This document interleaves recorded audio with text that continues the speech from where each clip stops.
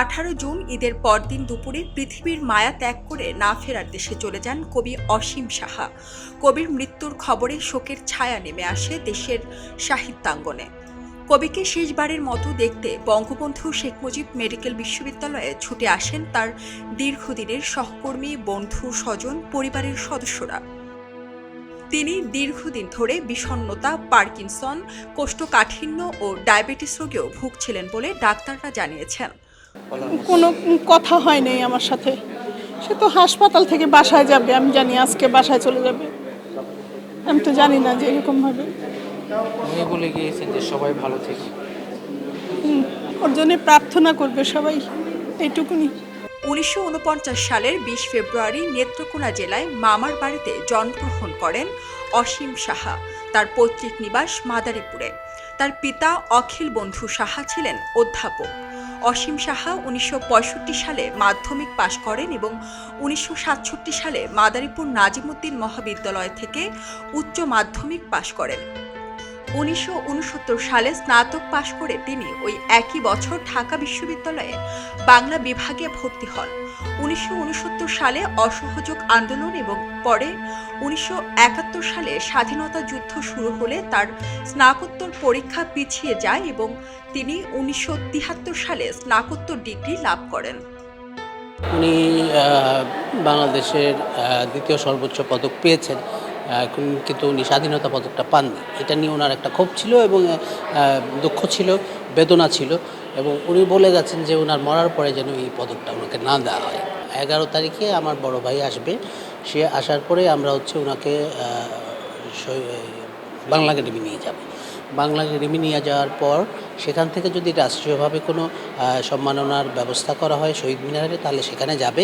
সেখান থেকে আমরা ফাইনালি ওনাকে ওনার শেষকৃত্যের যে ব্যবস্থা বা যাই চূড়ান্ত হবে সেটা আমরা করব। অসীম সাহার আদর্শ এবং নীতির যে জায়গাটি আছে, তারা এটি যত বেশি ধারণ করবেন তত বেশি তারা রাষ্ট্রকেও এগিয়ে নিয়ে যেতে পারবেন, তারা নিজেদেরকেও সমৃদ্ধ করতে পারবেন।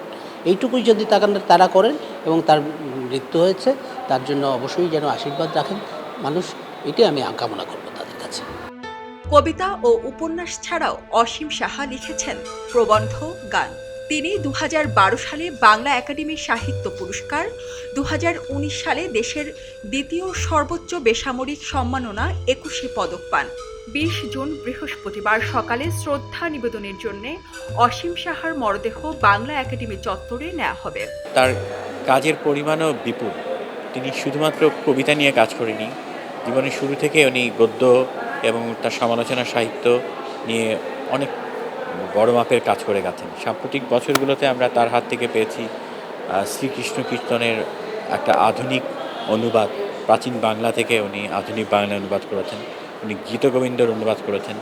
ব্যাকরণ বিষয়ে তার নিজস্ব ভাবনা ছিল এবং এই বিষয়ে উনি কাজ করেছেন বাংলা ব্যাকরণ নিয়ে, এবং অতি সম্প্রতি উনি গীতার অনুবাদের কাজও করেছিলেন।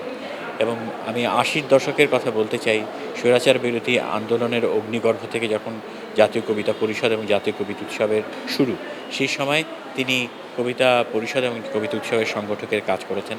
এবং ইত্যাদি নামে ওনার একটি প্রেস ছিল নীলক্ষেতে, এবং সেটা ছিল আমাদের কবি, লেখক, সাহিত্যিকদের সেই সামরিক শাসন বিরোধী আন্দোলনে আমরা সেখানে একত্রিত হতাম। আমি আজকের এই দিনে আমাদের আরেকজন অগ্রজ কবি সাজ্জাদ কাদির, ওনাকেও স্মরণ করছি, কারণ পাশেই ছিল তারকালোকের অফিস। এই দুটি জায়গা ছিল আমাদের তরুণ কবি এবং আমাদের কয়েক প্রজন্মের কবিদের ওটা একটা মিলন ক্ষেত্র। কবি অসীম সাহা তার জীবনে অনেক পত্রিকার সম্পাদনার সাথে যুক্ত ছিলেন এবং উনি একজন মুদ্রণ বিশেষজ্ঞ ছিলেন, এবং তার কাছ থেকে আমরা অনেক কিছু পেয়েছি, শিখেছি। এবং তরুণদের ব্যাপারে উনি সবসময় ছিলেন সদয় এবং সবাইকে উনি আন্তরিকভাবে সহযোগিতা করার চেষ্টা করতেন। মৃত্যুর আগে মরদেহ দান করার ইচ্ছা প্রকাশ করে গেছেন এই কবি। তার পরিবার কবির শেষ ইচ্ছা পূরণ করবেন বলে জানিয়েছেন। সারা জেরিন, ডেস্ক রিপোর্ট, খবরের কাগজ। এলো মুক্ত চিন্তার স্বাধীন দৈনিক খবরের কাগজ। এখন খবর হবে নিখাত, নির্ভীক, নিরপেক্ষ।